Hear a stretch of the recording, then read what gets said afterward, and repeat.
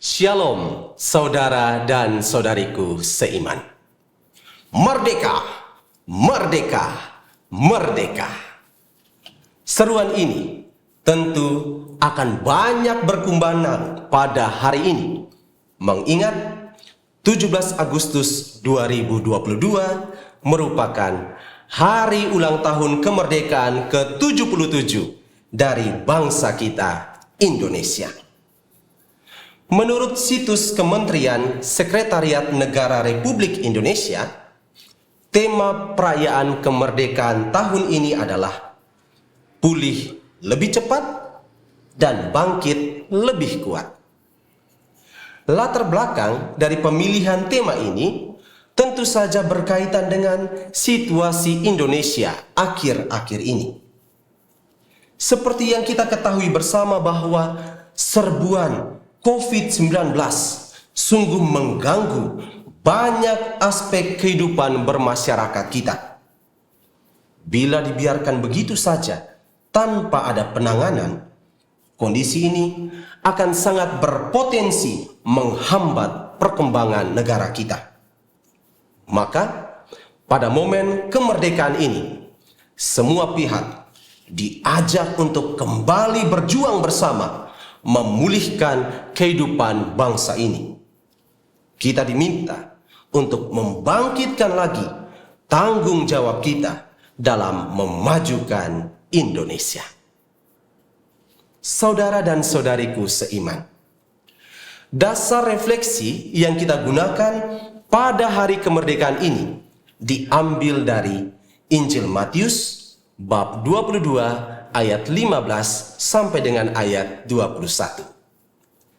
Dikisahkan bahwa Yesus didatangi oleh para murid orang Farisi dan pendukung Herodes. Kedatangan mereka ini memang punya maksud tertentu, yakni ingin bertanya kepada Yesus. Tetapi sebenarnya di balik pertanyaan itu tersembunyi niat buruk mereka, berupa ingin mencari kesalahan Yesus, supaya dari kesalahan itu mereka dapat menjatuhkan kewibawaan Yesus di hadapan banyak orang. Adapun isi pertanyaan yang telah mereka persiapkan adalah tuntutan membayar pajak kepada Kaisar. Menurut pandangan Yesus, apakah tuntutan ini boleh untuk dipenuhi ataukah harus segera dilawan? Sebelum menjawabnya, Yesus berkata kepada mereka bahwa Ia telah mengetahui kejahatan hati mereka. Ia tahu bahwa mereka tidak membutuhkan sama sekali jawabannya. Mereka hanya ingin mencobainya saja.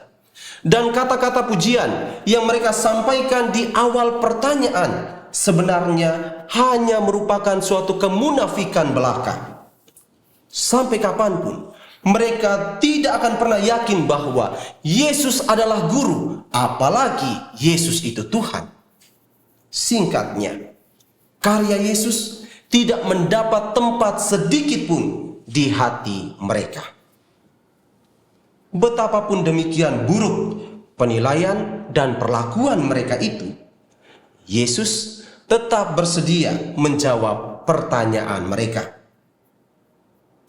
Tujuan Yesus bersikap seperti ini agar kondisi iman mereka bisa dipulihkan lebih cepat dan juga kesadaran mereka yang sempat terjatuh dalam jurang kekeliruan juga bisa dibangkitkan lagi lebih kuat. Secara bijaksana, Yesus membedakan antara kewajiban kepada Kaisar sebagai simbol negara dan kewajiban kepada Allah. Sebagai warga negara yang baik, mereka memang harus membayar pajak. Karena pajak sejatinya ditujukan untuk pembangunan yang mengarah pada kesejahteraan bersama. Walaupun tujuan ini seringkali tidak tercapai karena aneka penyalahgunaan, kewajiban kepada negara tetap harus dipraktikkan.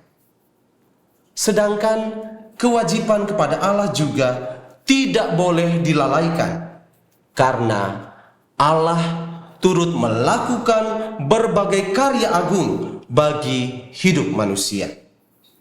Allah selalu memberi berbagai rahmat-Nya saat manusia membutuhkannya, sehingga menyembah Allah dalam segala kemuliaannya adalah suatu keharusan. Karena itu, baik negara maupun Allah, keduanya harus diperhatikan dan hendaknya tidak boleh dipertentangkan. Maka, saudara dan saudariku seiman, pertanyaan bagi kita kini adalah, wujud pemulihan seperti apa yang harus kita usahakan agar bangsa Indonesia ini bisa kembali bangkit lagi? Sesuai dengan pesan Injil, terlebih dahulu kita diajak untuk memulihkan kesadaran kita bahwa ada banyak kewajiban yang diminta dari diri kita. Seringkali kita ini hanya menuntut agar hak kita dipenuhi, padahal kita tahu bahwa butuh keseimbangan antara hak dan kewajiban. Hak hanya bisa diterima kalau kewajiban telah selesai ditunaikan. Untuk itu, berjuanglah untuk mengisi kemerdekaan ini dengan serius berbakti dalam setiap karya yang dipercayakan kepada kita. Selalu tingkatkan kemampuan kita dan jangan pernah mudah untuk berpuas diri.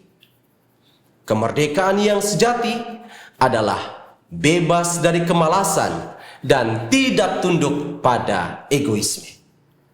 Mari pulih lebih cepat dan bangkit lebih kuat. Jayalah Indonesia. Tuhan memberkati kita sekalian.